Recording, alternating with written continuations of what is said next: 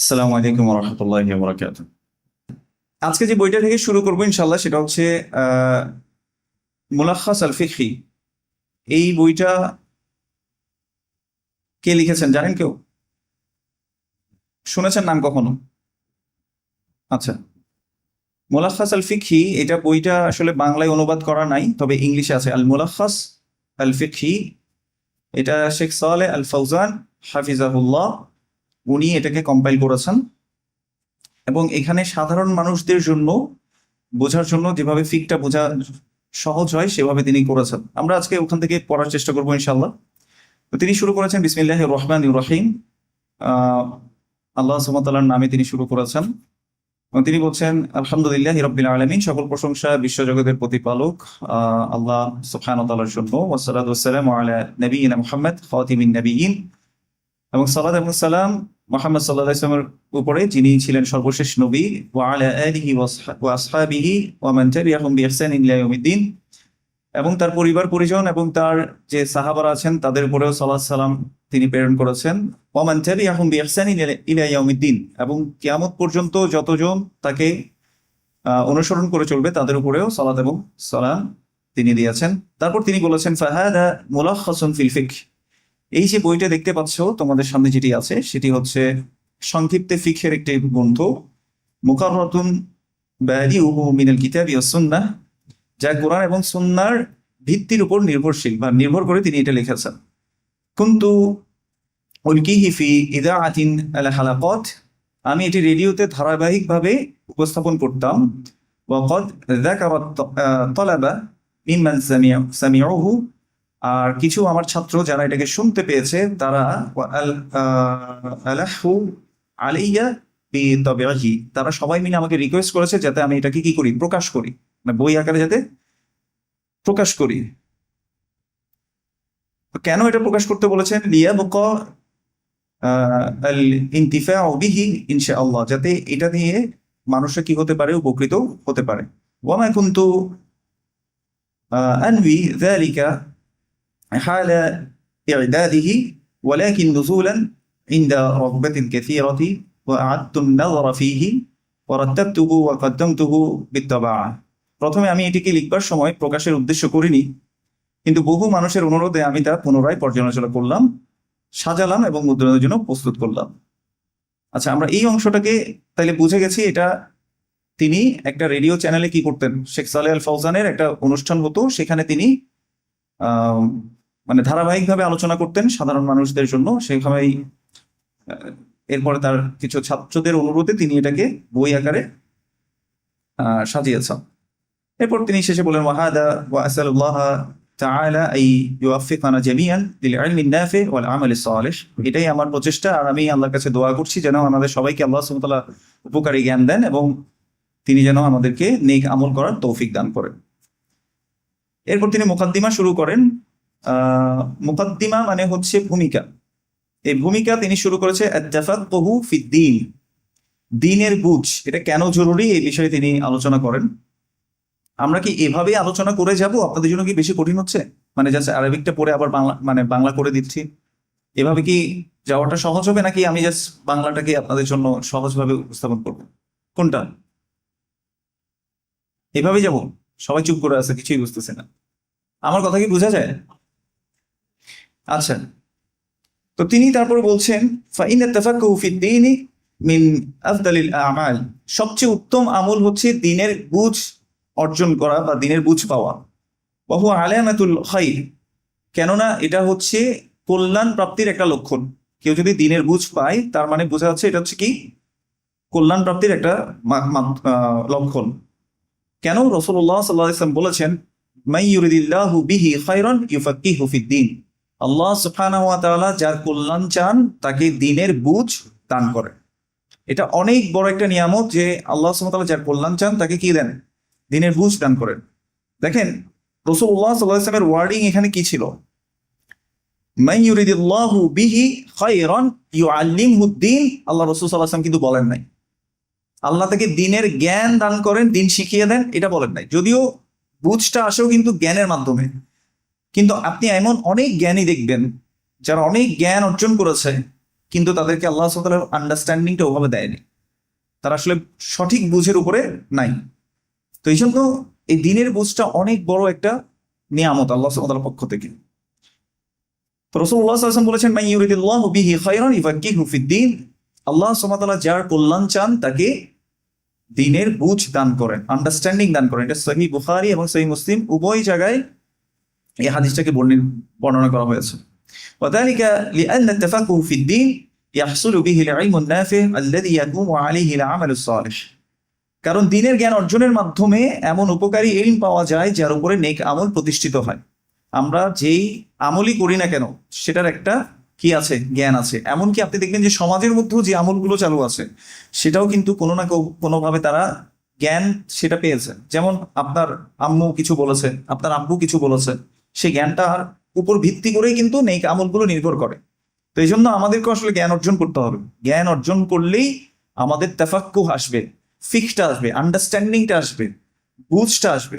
এছাড়া আসলে বুঝটা আসাটা সম্ভব না জ্ঞান ছাড়া। ফাল হুদা হুয়াল ইলমুন নাফি', এই যে হেদায়েত এটা হচ্ছে উপকারী জ্ঞান। কিছু জ্ঞান আছে উপকারী, কিছু জ্ঞান আছে অপকারী। অপকারী জ্ঞান কি বলেন তো দেখি, একটা দুইটা উদাহরণ দেন। হ্যাঁ, চুরি করার জ্ঞান একজন বললেন। তারপর আর কি? অপ্রয়োজনীয় জ্ঞান, যেমন চায়ের দোকানে, হোটেলে, বন্ধু বান্ধবের আড্ডায় এমন এমন জিনিস আপনি শেখেন যেটা আসলে আপনাকে কোনোভাবেই বেনিফিটেড করে না, তাই না? না আপনার দুনিয়ার জীবনে কাজে লাগে, না আখেরাতে কাজে লাগে। তারপরে কথা হচ্ছে আপনি যখন গেমস খেলতে যান, গেমসের মধ্যে কিভাবে কি করলে কত স্কোর পাওয়া যায়, এই জ্ঞান অর্জন করলে আপনার না আছে দুনিয়াতে কোনো বেনিফিট, না আছে আখেরাতে কোনো বেনিফিট। দুনিয়াতেও বেনিফিট নাই, ওই যে বসে বসে যাচ্ছে এরকমই করবেন, আর কিছু নেই। তো যাই হোক, তো উনি বলছেন ফাল হুদা হুয়াল ইলমুন নাফি', হেদায়েত হচ্ছে উপকারী জ্ঞান। ওয়া দীনুল হক হুয়াল আমালুস সালিহ, আর সত্যিকার দিন হচ্ছে নেক আমল করা। নেক আমল করাটা হচ্ছে সত্যিকার আমল। ওয়া ক্বাদ আমারাল্লাহু সুবহানাহু নাবিয়্যাহু সাল্লাল্লাহু আলাইহি ওয়াসাল্লাম আইয়াসআলাহু আয-জিয়াদাতা মিনাল ইলম, এজন্যই আল্লাহ সুবহানাহু ওয়া তাআলা রাসূলুল্লাহ সাল্লাল্লাহু আলাইহি সাল্লামকে আদেশ করেছেন যাতে তিনি ইলম বাড়িয়ে দেওয়ার জন্য দোয়া আল্লাহর কাছে চান। ইলম যাতে বাড়িয়ে দেয়, জ্ঞান যাতে বাড়িয়ে দেন রাসূল সাল্লাল্লাহু আলাইহি ওয়াসাল্লামকে, এটা চাইতে রাসূল সাল্লাল্লাহু আলাইহি ওয়াসাল্লামকে আদেশ করে আল্লাহ সুবহানাহু ওয়া তাআলা বলেছেন। ওয়া ক্বালা তাআলা, এবং আল্লাহ সুবহানাহু ওয়া তাআলা বলেছেন ওয়া কুর রাব্বি জিদনি ইলমা, এবং আপনি বলুন হে আমার রব আপনি আমার জ্ঞানকে বাড়িয়ে দেন। তাহলে এটা দোয়া করতে শিখিয়ে দিয়েছে সূরা তাহার 114 নম্বর আয়াত। এটা আল্লাহ সুবহানাহু ওয়া তাআলা নিজে আদেশ দিয়েছেন কাকে? রাসূলুল্লাহ সাল্লাল্লাহু আলাইহি সাল্লামকে। তাহলে দিনের জ্ঞান অর্জন করা কত জরুরি হলে, বা জ্ঞান বৃদ্ধি করে দেওয়া কতটা জরুরি হলে আল্লাহ সুবহানাহু ওয়া তাআলা রাসূল সাল্লাল্লাহু আলাইহি সাল্লামকে এই দোয়াটা করতে শিখিয়ে দিয়েছেন নিজে। قال الحافظ ابن حجر رحمه الله تعالى وقوله تعالى وقل رب زدني علما, এই যে وقل رب زدني علما, এবং আপনি বলুন হে আল্লাহ আপনি আমার জ্ঞান বৃদ্ধি করে দিন, এই দোয়ার ব্যাখ্যা ইবনে হাজার আসকালানী রাহিমাহুল্লাহ তিনি বলেছেন আউদাহু দালালাতান ফি ফাদলিল ইলম, এটাতে স্পষ্ট হলো যে জ্ঞানের যে মর্যাদা আছে, জ্ঞানের বৃদ্ধি পাওয়ার যে মর্যাদা আছে সেটা এই দ্বারা বোঝা গেল। লিআন্নাল্লাহ লাম ইয়া'মুর নাবিয়্যাহু সাল্লাল্লাহু আলাইহি সাল্লাম বিতলাবি যিয়াদাতি মিন শাইইন ইল্লা মিনাল ইলম, কেননা আল্লাহ সুবহানাহু ওয়া তাআলা রাসূলুল্লাহ সাল্লাল্লাহু আলাইহি সাল্লামকে ইলম বাড়িয়ে দেওয়া ছাড়া আর কোনো কিছুর জন্য বাড়িয়ে দিতে তিনি চাইতে শেখান নাই। তাহলে এখান থেকে বোঝা যাচ্ছে শুধু জ্ঞান বাড়িয়ে দেওয়ার জন্যই রাসূল সাল্লাল্লাহু আলাইহি ওয়াসাল্লামকে কি করতে বলেছেন? আল্লাহ সুবহানাহু ওয়া তাআলা চাইতে বলেছেন যে আল্লাহ তুমি আমার জ্ঞান বৃদ্ধি করে দাও। এছাড়া আর কোনো কিছু চাইতে রাসূল সাল্লাল্লাহু আলাইহি ওয়াসাল্লামকে এভাবে বাড়িয়ে দিতে চাইতে রাসূল সাল্লাল্লাহু আলাইহি ওয়াসাল্লামকে আদেশ করেননি। ওয়াকাদ সাম্মান নাবিয়্যু সাল্লাল্লাহু আলাইহি ওয়াসাল্লাম আল মাজালিস আল্লাতী ইউতাআল্লামু ফীহা আল ইলমুন নাফি' রিয়াদাল জান্নাহ, আর এরকম জ্ঞানের মজলিসগুলোকে রাসূলুল্লাহ সাল্লাল্লাহু আলাইহি ওয়াসাল্লাম নাম দিয়েছেন রিয়াদুল জান্নাহ, জান্নাতের একটা বাগান তিনি নাম দিয়েছেন। ওয়া আখবারা আন্না আল উলামা'a হুম ওয়ারাসাতুল আম্বিয়া, আর তিনি বলেছেন উলামারা হচ্ছে, জ্ঞানীরা হচ্ছে কাদের ওয়ারিস? নবীদের ওয়ারিস। তাহলে জ্ঞানের মজলিসগুলোকে রাসূলুল্লাহ সাল্লাল্লাহু আলাইহি ওয়াসাল্লাম কি বলেছেন? রিয়াদুল জান্নাহ। এটা কোথায় আছে? জামিউ তিরমিজি, এটা ইমাম তিরমিজি রাহিমাহুল্লাহ বর্ণনা করেছেন 3510 নম্বর হাদিস। 3510 নম্বর হাদিস। আপনারা যদি দেখেন এটা হেলাকু যিকর, ওই হাদিসের মধ্যে যে শব্দটা আসছে হেলাকু যিকর মানে হচ্ছে জিকিরের মজলিস, যেখানে জ্ঞান অর্জন করা হয়, আল্লাহ এবং তার রাসূল সাল্লাল্লাহু আলাইহি ওয়াসাল্লামের কথা বলা হয়, এরকম মজলিসগুলোকে রাসূলুল্লাহ সাল্লাল্লাহু আলাইহি ওয়াসাল্লাম কি নাম দিয়েছেন? রিয়াদুল জান্নাহ। তার মানে জান্নাতের একটা বাগানের সাথে তিনি তুলনা করেছেন। সুবহানাল্লাহ। তো এই জন্য আমাদেরকে মনে রাখতে হবে যে জ্ঞান অর্জন করা এটা অনেক বড় একটা ফজিলতের বিষয়, নিয়ামতের বিষয়। আল্লাহ সুবহানাহু ওয়া তাআলা আমাদেরকে জ্ঞানের সাথে লেগে থাকার তৌফিক দান করুন, আমিন। মনে রাখবেন আরেকটা হাদিস এখানে মাঝখান দিয়ে বলে রাখি, রাসূলুল্লাহ সাল্লাল্লাহু আলাইহি ওয়াসাল্লাম বলেছেন, যেদিন থেকে এই হাদিসটা আসলে আমি শুনেছি এবং আমার মনে হয় আমার জীবনে মুখস্থ করার ক্ষেত্রে প্রথম অথবা দ্বিতীয় তৃতীয় এরকমের মধ্যেই হবে এই হাদিসটা, যেখানে রাসূলুল্লাহ সাল্লাল্লাহু আলাইহি ওয়াসাল্লাম বলেছেন, মান সালাকা তারিকান ইয়ালতামিসু ফীহি ইলমান সাহালাল্লাহু লাহু বিহি তারিকান ইলাল জান্নাহ, ও কামা ক্বালা আলাইহিস সালাতু ওয়াসসালাম। যে ব্যক্তি জ্ঞান অর্জনের করার জন্য পথ চলা শুরু করলো, সে এখন মুফতি হয় নাই, মুহাদ্দিস হয় নাই, মুফাসসির হয়ে যায় নাই, শুধুমাত্র জ্ঞান অর্জন করার জন্য পথ চলা শুরু করলো, সাহালাল্লাহু লাহু বিহি তারিকান ইলাল জান্নাহ, এর দ্বারাই আল্লাহ সুবহানাহু ওয়া তাআলা জান্নাতের পথকে সহজ করে দেবেন। শুধু যে জ্ঞান অর্জন করার জন্য পথ চলা শুরু করলো, তার মানে আপনি যখন থেকে ঘর থেকে বের হয়ে মনে করেন এই দার্সে আসার আগ পর্যন্ত আপনার নিয়া যদি এটা থাকে যে আমি আল্লাহ সুবহানাহু ওয়া তাআলার দ্বীনের জ্ঞান অর্জন করতে বের হচ্ছি, তার মানে আপনি পথ চলা অলরেডি কি করেছেন? শুরু করে দিয়েছেন। এবং আসার পরেও এখানে কি হচ্ছে আপনি দেখতে পেলেন যে রাসূল সাল্লাল্লাহু আলাইহি ওয়াসাল্লাম এটাকে রিয়াদুল জান্নাহ বলে সম্বোধন করেছেন, জান্নাতের একটা বাগান তিনি কি করেছেন? সাথে তুলনা করেছেন এই জিকিরের মজলিসগুলোকে। আরেকটা হাদিসে রাসূলুল্লাহ সাল্লাল্লাহু আলাইহি ওয়াসাল্লাম বলেছেন, ওয়া মাজতামা কওমুন ফি বাইতিন মিন বুয়ুতিল্লাহ ইয়াতলুনা কিতাবাল্লাহ ওয়া ইয়াতাদারাসুনাহু বাইনাহুম ইল্লা নাযালাত আলাইহিমুস সাকিনাহ ওয়া গাশিয়াতুহুমুর রাহমা ওয়া হাফাতুহুমুল মালায়েকা ওয়া যাকারাহুমুল্লাহু ফি মান ইনদাহ। দেখেন এটা এত বড় একটা নিয়ামত, আপনি যদি কখনো অনুভব করেন না, আপনি এটাকে অনুভব করে শেষ করতে পারবেন না। রাসূলুল্লাহ সাল্লাল্লাহু আলাইহি ওয়াসাল্লাম বলেছেন, যখনই কোনো গোত্র আল্লাহ সুবহানাহু ওয়া তাআলার কোন একটি ঘরে তারা একত্রিত হয়, ইয়াতলুনা কিতাবাল্লাহ, যেখানে তারা আল্লাহর কোরআন তিলাওয়াত করে, যেমন আমরা আজকে একটা আয়াত এখানে বলেছি যে আল্লাহ রাসূল সাল্লাল্লাহু আলাইহি ওয়াসাল্লামকে আল্লাহ আদেশ করেছেন ওয়া কুর রব্বি জিদনি ইলমা, তাহলে একটা আয়াত তেলাওয়াত করেছি। এই আয়াতের যে শিক্ষা, একে অন্যকে যারা শিক্ষা দেয়, কোরআনের আয়াত তেলাওয়াত করে একে অন্যকে এভাবে কোরআনের আয়াতের শিক্ষা তারা শিক্ষা দিয়ে থাকে, কি পুরস্কার দেয়া হয়? ইল্লা নাযালাত আলাইহিমুস সাকিনাহ, তাদের উপরে আল্লাহ সুবহানাহু ওয়া তাআলার পক্ষ থেকে সাকিনা নাজিল হয়। একটা জিনিস চিন্তা করে দেখেন, আপনাকে যদি বলা হয় যে আজকে 4টা বাজে আপনি সিএফসি সেন্টারে আসবেন, আপনাকে 2 কোটি টাকা ব্যাংক ব্যালেন্স দেওয়া হবে, আর খুলশিতে আপনাকে 2টা ফ্ল্যাট দেওয়া হবে, আপনারা কেউ আসা বন্ধ করবেন? এই 4টা বাজে কে কাকে আর কার আগে আসা যায় সেটা চিন্তা করবেন না? কেন জানেন? কারণ দুনিয়াবি যে জিনিসটা এটা চোখে দেখা যাচ্ছে, এবং মানুষ টাকা, ফ্ল্যাট, গাড়ি এই জিনিসগুলো কেন চায়? আসলে সুখের জন্য, সাকিনার জন্য, শান্তি যাতে সে অনুভব করে। কিন্তু আমরা ভুলে যাই মানিস সালাম, কে শান্তিময়, কে সালাম? আল্লাহ। রাসূলুল্লাহ সাল্লাল্লাহু আলাইহি ওয়াসাল্লাম কি দোয়া করতেন? আল্লাহুম্মা আনতাস সালাম, হে আল্লাহ আপনি শান্তি, ওয়া মিনকাস সালাম, আপনার কাছ থেকেই শান্তি আসে, তাবারাকতা ইয়া যাল জালালি ওয়াল ইকরাম। তাইলে এই যে শান্তির জন্য 4টা বাজে, আমি মনে করেছি যে 4টা বাজে আসলে 2 কোটি টাকা পেলেই আমার শান্তি হবে, খুলশিতে 2টা ফ্ল্যাট পেলেই আমার শান্তি এসে যাবে। না, শান্তির মালিক কে? আল্লাহ। দেন কে? আল্লাহ। তাহলে কেউ যদি এরকম জিকিরের মজলিসগুলোতে, ইলমের মজলিসগুলোতে আসে, রাসূলুল্লাহ সাল্লাল্লাহু আলাইহি ওয়াসাল্লাম বলেছেন ইল্লা নাযালাত আলাইহিমুস সাকিনাহ, তাদের উপরে আল্লাহ সুবহানাহু ওয়া তাআলার পক্ষ থেকে সাকিনা নাজিল হতে থাকে। 2 নম্বর পুরস্কার, ওয়া গাশিয়াতহুমুর রাহমা, তাদেরকে আল্লাহর রহমা কি করে রাখে? বেষ্টনী করে রাখে। ওয়া হাফাতুহুমুল মালায়েকা, মালায়েকারা তাদেরকে ঘিরে রাখে। এবং 4 নম্বর পুরস্কার, এবং যেটা সবচেয়ে দামি পুরস্কার, যেটা বলছি, আপনি যদি অনুভব করতে পারেন তাহলে আপনার হৃদয় বিগলিত হয়ে যাবে। ধরুন আপনার জীবনে সবচেয়ে প্রিয় একজন আইডল থাকে অনেকের, মনে করেন যে আপনি চান যে আপনাকে ইমাম বুখারী রাহিমাহুল্লাহ, মনে করেন যে যদি উনি বেঁচে থাকতো, ইমাম বুখারী রাহিমাহুল্লাহ আপনার নাম ধরে মেনশন করবে, তা কেমন লাগতো? অথবা বাদ দেন, এখন মনে করেন যে কাবার যে ইমাম সাহেব আছেন, মনে করেন যে উনি একটা লেকচারের মধ্যে এসে আপনার নাম বললেন, মনে করেন যে আমার নামই বললো যে ওয়াসিউজ্জামান বাংলাদেশে, উনি আমার একজন ভাই। আমি কি করবো বলেন তো? ওই অংশ কেটে হোয়াটসঅ্যাপের মধ্যে দিব, স্টোরিতে, ফেসবুকে দিব, ফেসবুক স্টোরিতে দিব, তারপর হচ্ছে ইনস্টাগ্রামে দিব, টুইটারে দিব, সবগুলো সোশ্যাল মিডিয়াতে আমি দিব। কেন? আমার প্রিয় একজন মানুষ আমাকে কি করেছে, মেনশন করেছে। কিন্তু চিন্তা করে দেখেন, এই প্রিয় মানুষগুলো আমরা যাদেরকে প্রিয় মানুষ মনে করছি, এদের মালিকও কে?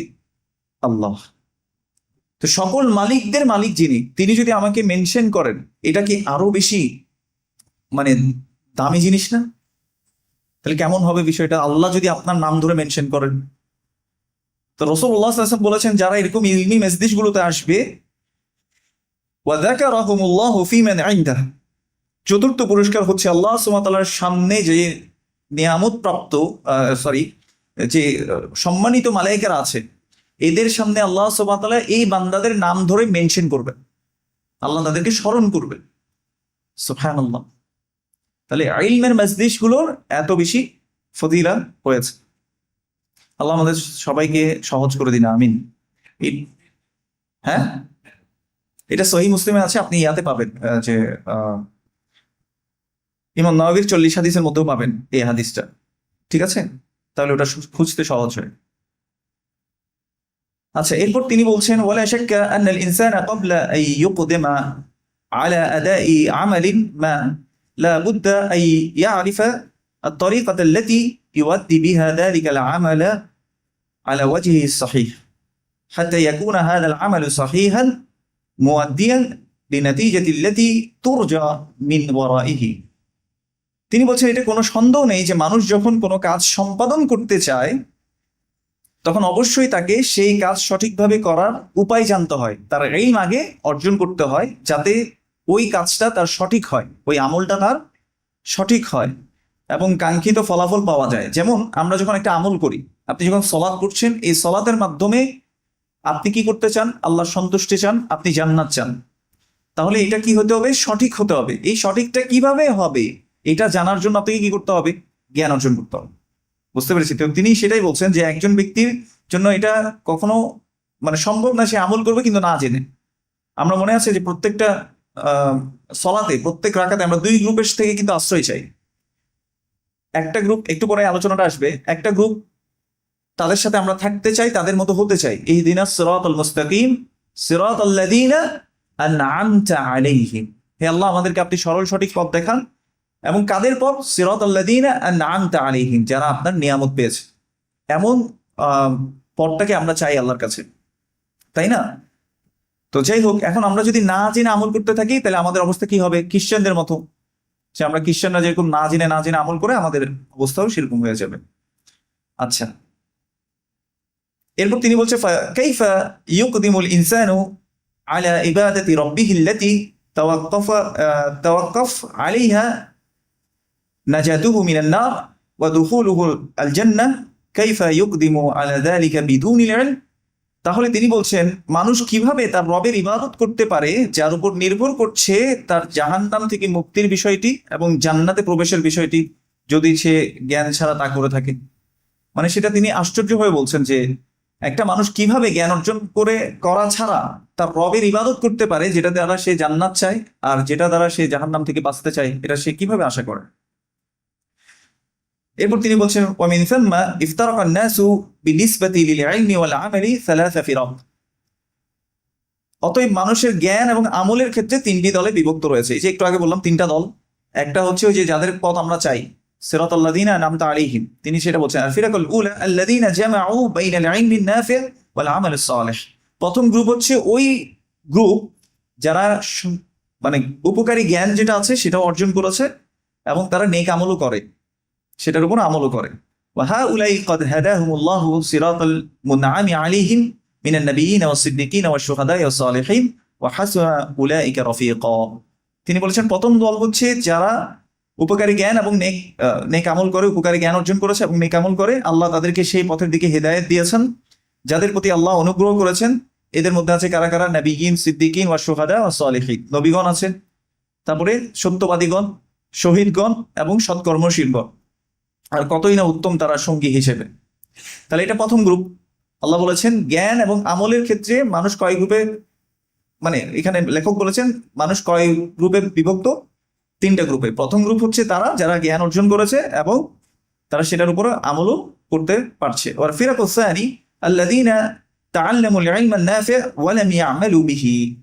দ্বিতীয় গ্রুপ হচ্ছে যারা জ্ঞান অর্জন করেছে কিন্তু সেই জ্ঞান অনুযায়ী তারা কি করে না, আমল করে না। ওয়া হাউলাই হুমুল মাগদুব আলাইহিম, আর এরাই হচ্ছে তারা যারা আল্লাহ সুবহানাহু ওয়া তাআলার গজবপ্রাপ্ত, যারা কার্সড, আল্লাহ সুবহানাহু ওয়া তাআলার গজবপ্রাপ্ত যারা এরা।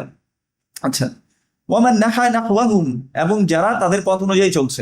আজকের যুগে এসেও কেউ যদি জ্ঞান অর্জন করে আর জ্ঞান অর্জন অনুসারে যদি আমল না করে, তারাও মাগদুব হয়ে যাবে। ওই যে গায়রিল মাগদুবি আলাইহিম, আমরা বলি আল্লাহ তাদের পথে চালায়ও না যারা তোমার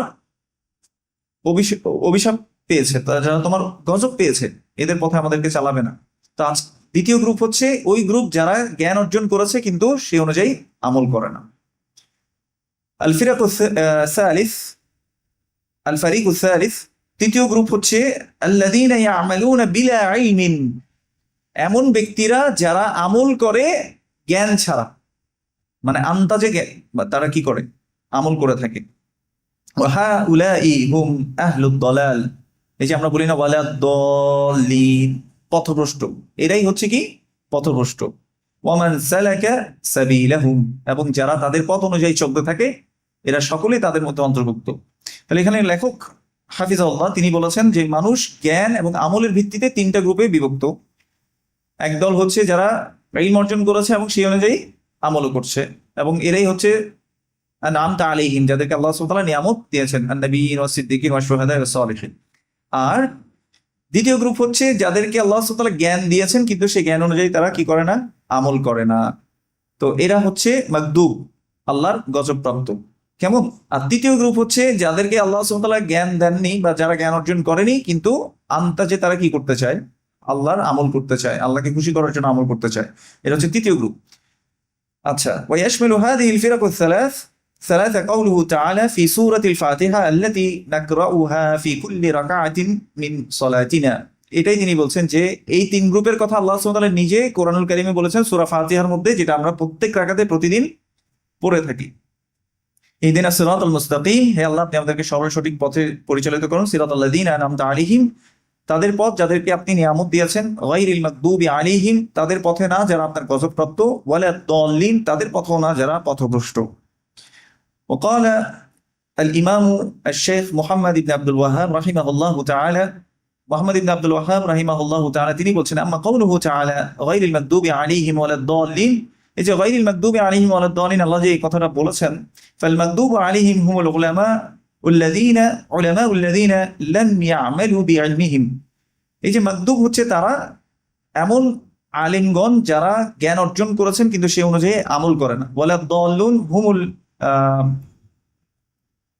উব্বাদ আল্লাযীনা ইয়া'বুদুনা আল্লাহ আলা জাহলিন, আর দাল্লিন হচ্ছে ওই ব্যক্তিরা যারা আমল করে কিন্তু বিলা ইলমিন, ইলম ছাড়া, জাহালাতের উপরে তারা কি করতে থাকে, আমল করতে থাকে। আচ্ছা, তো এই যে এখান থেকে আমরা যেটুকু বুঝলাম আমাদেরকে আসলে অবশ্যই কি করতে হবে, জ্ঞান অর্জন করতে হবে। জ্ঞান অর্জন করা ছাড়া আমরা যদি আন্তাজে কি করতে থাকি, ইবাদত করতে থাকি, আমাদের কখনোই কি আসবে না, সফলতা আসবে না। এজন্য ইমাম বুখারী রাহিমাহুল্লাহ তিনি একটা অধ্যায় রচনা করেছেন, আল ইলমু ক্বাবলাল কওলি ওয়াল আমাল, জ্ঞান হবে কথা এবং কাজের পূর্বে। কোনো একটা কথা বলতে যাব তার পূর্বে কি লাগবে, জ্ঞান লাগবে। কোনো একটা আমল করতে যাব তার আগেও কি লাগবে, জ্ঞান আমার লাগবে। ঠিক আছে?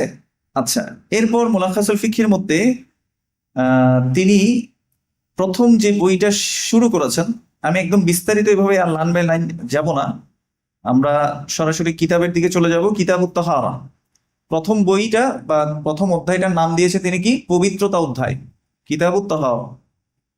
তাহারার মানে কি? তিনি বলেছেন আত-তাহারা নাযাফাতুল বাদানি ওয়াস-সাওবি ওয়াল মাকানি ওয়া হিয়া মিনাল ঈমান। নাযাফাতুল বাদান, শরীরের পবিত্রতা, ওয়াস-সাওবি, কাপড়ের পবিত্রতা, ওয়াল মাকান, এবং জায়গার পবিত্রতা, ওয়া হিয়া মিনাল ঈমান। আর এই যে পবিত্রতার যে অংশটা, এটা ঈমানের একটা কি অংশ। قال الله تعالى, আল্লাহ সুবহানাহু ওয়া তাআলা বলেছেন, ইন্নাল্লাহা ইউহিব্বুত তাওয়াবিন ওয়া ইউহিব্বুল মুতাতাহহিরিন, নিশ্চয়ই আল্লাহ সুবহানাহু ওয়া তাআলা তাওয়াব, যারা বেশি বেশি তওবা করে তাদেরকে ভালোবাসেন, এবং ইউহিব্বুল মুতাতাহহিরিন, যারা পবিত্রতা অর্জনকারী তাদেরকে আল্লাহ সুবহানাহু ওয়া তাআলা ভালোবাসেন। সূরা বাকারার 222 নম্বর আয়াত এটি।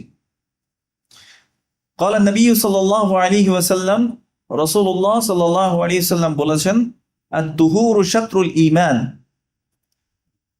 আত-তুহুর পবিত্রতা হচ্ছে শাতরুল ঈমান, ঈমানের অর্ধেক। পবিত্রতা হচ্ছে ঈমানের অর্ধেক। আচ্ছা, কিতাবুত তাহারার মধ্যে আমরা যেটা বলছি, এখানে তিনি আলোচনা করেছেন আল মিয়াহ, পানির বিষয়টা তিনি আলোচনা করেছেন। আল মিয়াহুল্লাতী ইতাতাহহারু বিহা আরবাআতুন, চারটি পানি রয়েছে যেটি পবিত্র পানি, যেটা দিয়ে পবিত্রতা অর্জন করা হয়। প্রথম মা উল মাতা, বৃষ্টির পানি পবিত্র। 2 ওয়াল বিহার, সাগরের পানি কি পবিত্র। ওয়াল আনহার, প্রবাহিত পানি, নদীর পানি, প্রবাহিত নদীর পানি পরিষ্কার। ওয়াল আয়ুন, এবং ঝর্ণার পানি পরিষ্কার। চারটা পানিকে তিনি কি করেছেন, বলেছেন এই চারটা পানির দিয়ে পবিত্রতা অর্জন করা যায়। ইউতাতাহহারু বিহা, এগুলো দিয়ে কি করা যায়, পবিত্রতা অর্জন করা যায়। ওয়া কুল্লুহা তাহিরাতুন মুতাহহারা, আর প্রত্যেকটি পবিত্র এবং পবিত্রতা অর্জন করতে সহায়ক। এখানে আরবি দুটো শব্দ বলা হয়, তাহির এবং তাহিরা এবং হচ্ছে মুতাহহারা।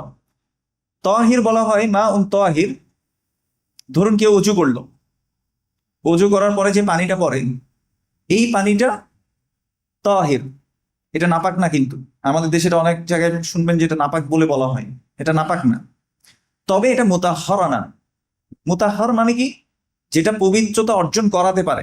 ফর এক্সাম্পল, আমি একটা মগ নিয়ে অজু করলাম, মনে করেন যে ওই পানিটা আমি একটা বোলের মধ্যে রাখছি, বেসিনও ফেলি নাই আর টয়লেট ওইটা ফেলি নাই, আর মনে করেন যে একটা বোলের উপরে এসে আমি অজু করছি।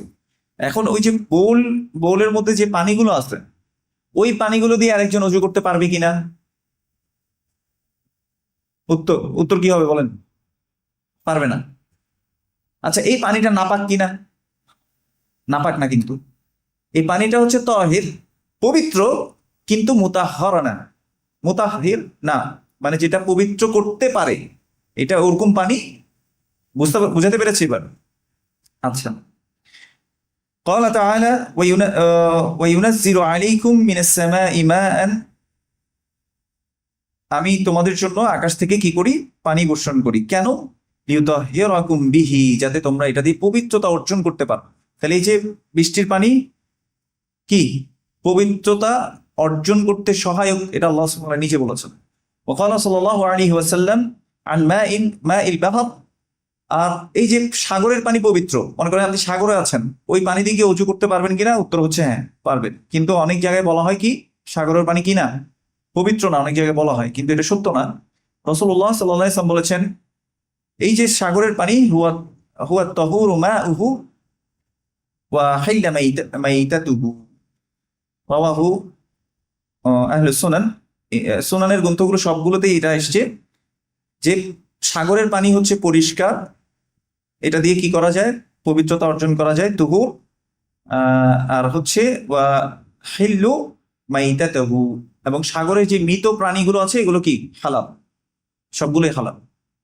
এটা রাসূলুল্লাহ সাল্লাল্লাহু আলাইহি ওয়াসাল্লাম বলে গেছেন। তাহলে এই প্রথম ইয়াতে পড়েছি যে পানি পবিত্রতা অর্জন করতে কি করে, সাহায্য করে। কয় প্রকার পানি পবিত্রতা অর্জন করতে সাহায্য করবে? কি কি? প্রথমটা কি? বৃষ্টির পানি, সাগরের পানি, নদীর পানি, প্রবাহিত নদীর পানি, তারপর ঝর্ণার পানি। আর এছাড়া যে পানিগুলো আসলে আসে, এখন বলেন যে মাটির নিচের পানি, এটা কি বলেন তো? এটা আসলে আলটিমেটলি বৃষ্টির পানি। বৃষ্টি সোক করে নেয়, মাটির নিচে জমা হয়, ওখান থেকে যেগুলো তুলে সেগুলো কি একই হুকুমের মধ্যে পড়বে। আমরা মা তাহির বলেছি যে পবিত্র পানি, কিন্তু মুতাহহারা না, যেটা কি করে দিতে পারে, আর একজনকে পবিত্র করতে পারে এরকম পর্যায়ের না। এই পানি হচ্ছে কিসের পানি? যেমন অজুর পানি বললাম, গোসলের পানি, হ্যাঁ, অনেক অন্যজনের হাত ধোয়া, মুখ ধোয়া পানি, এই। আচ্ছা, হ্যাঁ, ওইটা অন্য হুকুমে পড়বে, এটা আসবে ইনশাল্লাহ। পুকুরের পানি মানে এটা পাক নাকি না পাক, এটা কি মা তাহির না মুতাহহারার মধ্যে পড়বে কিনা খেয়াল করে দেখি। আমরা যখন মনে করেন আপনি অজুর পানি বোলের মধ্যেই আছে, এটা যদি আপনি কিসের মধ্যে ফেলে দেন, নদীতে ফেলে দেন, এখন তো এটা মিক্স হয়ে গেল, ওটা তার আপনার ওই যে সেপারেট করার মতো কি ওয়ে নাই, তাহলে এখন কি বলবেন নদীর পানি পাক মানে আর ইয়া করা যাবে না, ফর এক্সাম্পল না। আবার যদি নাপাকিও হয়, সেটা যদি বড় কোনো পানিতে পড়ে, পানির পরিমাণ আছে কুল্লাতাইন বলা হয়, কুল্লাতাইনের মধ্যে এটা আসবে ইনশাল্লাহ, সামনে আলোচনা আসবে এটা নিয়ে। ওইখানের মধ্যে যদি পড়ে, নাপাকেও যদি পড়ে, সেটা কি করতে পারে না, পানিকে নাপাক করতে পারে না, অপবিত্র করতে পারে না, সেটা দিয়ে আপনি কি করতে পারবেন, পবিত্রতা অর্জন করতে পারবেন ইনশাল্লাহ।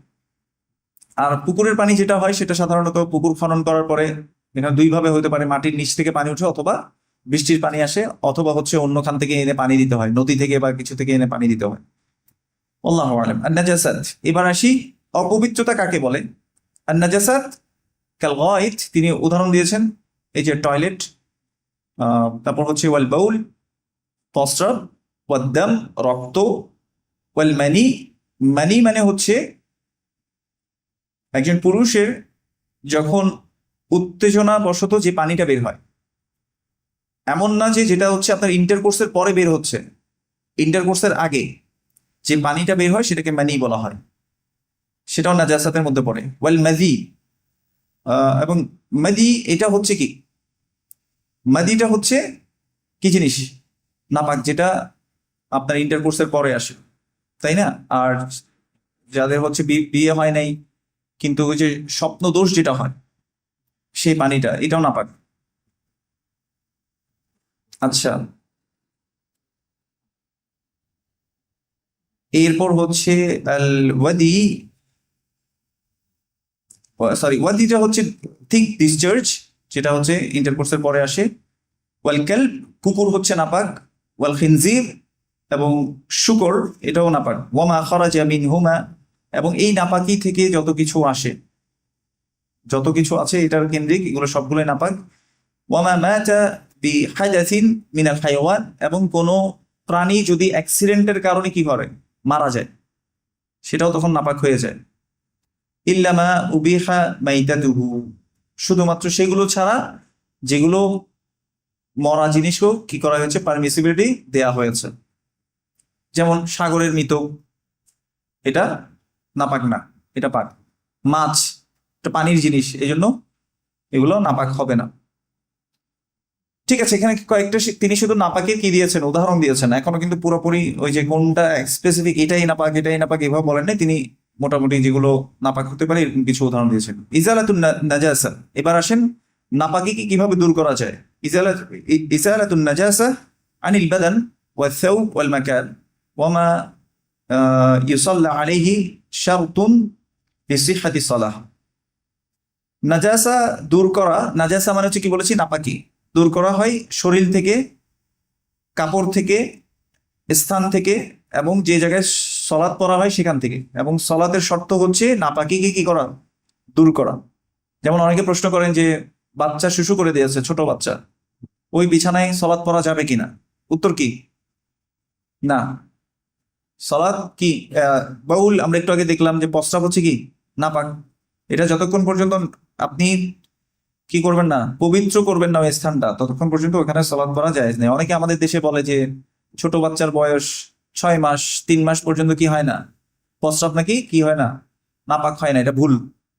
রাসূলুল্লাহ সাল্লাল্লাহু আলাইহি ওয়াসাল্লামের কাছে একটা ছোট বাচ্চাকে এইভাবে আনা হলো, তো ওই বাচ্চা কি করলো, রাসূল সাল্লাল্লাহু আলাইহি ওয়াসাল্লামের গায়ে প্রস্রাব করে দেয়, তখন রাসূল সাল্লাল্লাহু আলাইহি ওয়াসাল্লাম পানি আনিয়ে ওটাকে কি করেছেন, ধুয়েছেন, ওই জায়গাটা পরিষ্কার করে নিয়েছেন। ঠিক আছে, তাই এখান থেকে বোঝা যায় যে একেবারে ছোট বাচ্চা হলেও তার প্রস্রাব নাপাক বলেই ধর্তব্য হবে। আল্লাহু আ'লাম।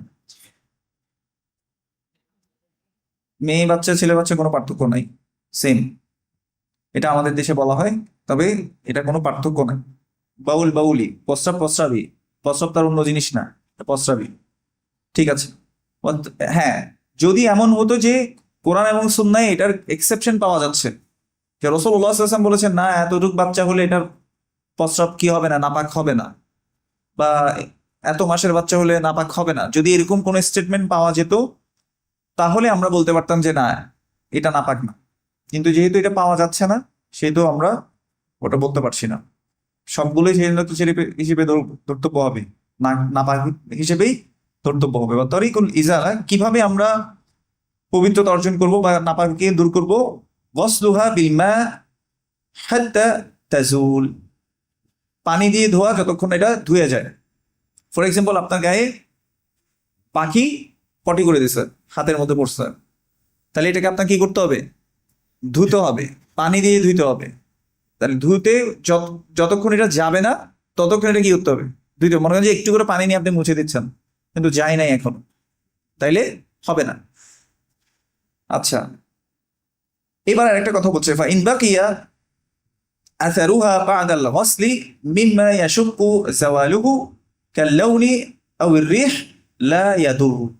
যদি এমন হয়, ধরেন পাখি, আপনি সাদা কাপড় পরছেন, পাখি পটি করে দিছে, এখন এখানে এসে পড়ছে, পরার পর আপনি পানি দিয়ে ধুইলেন, কিন্তু ধোয়ার পরে, ভালো করে ধোয়ার পরেও দাগটা যাচ্ছে না, ওইটার রংটা যাচ্ছে না, এবং এটার যে ব্যাড স্মেলটা আছে এটাও পুরোপুরি যাচ্ছে না, তাহলে এটা কোনো সমস্যা হবে না, যেহেতু আপনি ধুয়ে ফেলেছেন, নাপাকিটা দূর হয়েছে ইনশাল্লাহ। কিন্তু ওই যে দাগটা যেটা, এটা তো যাচ্ছে না আর, এটা যেহেতু যাওয়া সম্ভব না, তো এই জন্য যতটুকু পারবেন আপনি ধুয়ে ফেলবেন, এবং বাকি যেটা থেকে যাবে ওইটা কোনো সমস্যা হবে না ইনশাআল্লাহ। একইভাবে একই জিনিস, মনে করেন যে কোনো নাপাকি যদি আপনার গায়ে এসে, নালার দেখবেন যে নালার কালারগুলো দেখেন কোকের কালার হয়, তাই না? এখন মনে করেন যে এইভাবে নালা পরিষ্কার করে আমাদের দেশে সিটি কর্পোরেশনের মানুষ ওদের মাসাল্লাহ রাস্তার পাশেই রেখে দেয়। এখন একটা রিক্সা যাওয়ার সময় আপনার কাপড়ের মধ্যে পটাশ করে মেরে দিল, মেরে দেওয়ার পর এখন আপনি কাপড় ধুচ্ছেন, কিন্তু যাচ্ছে, মানে আপনি ধোয়ার পরেও দেখবেন যে ব্যাড স্মেল আর যায় না, কিন্তু আপনি ভালো করে ধুইছেন এটাকে। হয়তো এখন না আমাদের সাবান টাবান এগুলো বের হয়েছে, সাবান দিয়ে আপনি হয়তো এটাকে ক্লিন করতে পারছেন ভালো করে, কিন্তু যত, মানে সাবান দিয়ে যদি ক্লিন করা সম্ভব না হয়, আপনি পানি দিয়ে ধোয়ার পরে দেখবেন যে একটু ব্যাড স্মেল থেকে যায়, তো এটা কোনো সমস্যা হবে না ইনশাআল্লাহ। তাহলে নাপাকি থেকে পবিত্রতা অর্জন করব কিসের মাধ্যমে? পানির মাধ্যমে। এবং তিনি বলেছেন যদি পানি দিয়ে পরিষ্কার করার পরেও আসার যদি থেকে যায়, এটার মধ্যে যদি কিছু চিহ্ন থেকে যায়, রং হতে পারে বা একটু ঘ্রাণ থেকে যেতে পারে, এটা কোনো সমস্যা হবে না ইনশাআল্লাহ। ওয়াল গসলুন নাজাসাতি সাবআ মাররাত ইখদাহুন্না বিত-তুরাব ফি নাজাসাতিল কালব। আর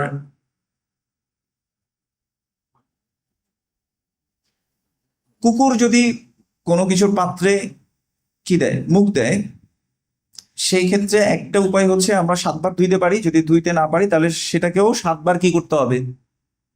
মাটি দিয়ে পবিত্র করতে হবে, মাটি দিয়ে হলে ধুতে হবে। আচ্ছা, আরেকটা পবিত্রতা অর্জন করার উপায় হচ্ছে আল ওযু, ওযু করা। ওযুর মধ্যে কি কি থাকে?